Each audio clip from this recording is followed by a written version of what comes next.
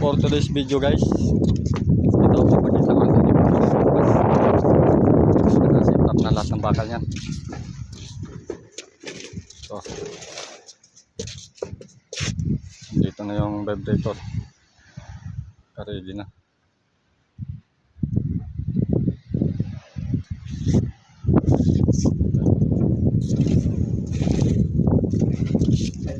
Ang buhos dito mixer sa baba.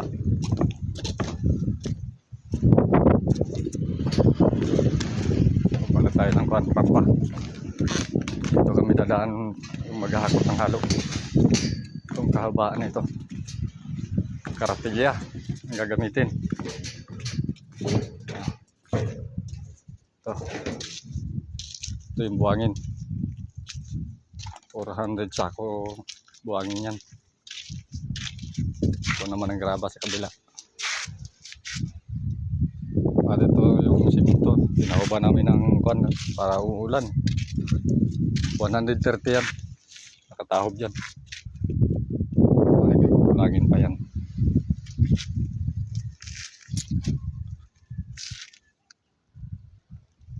Ito pa sa kabila.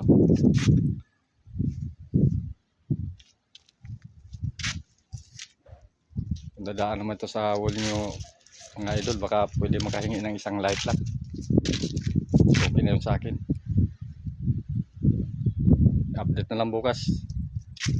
Video na naman ako bukas doon sa ibabaw pag umpisa na ang buhos.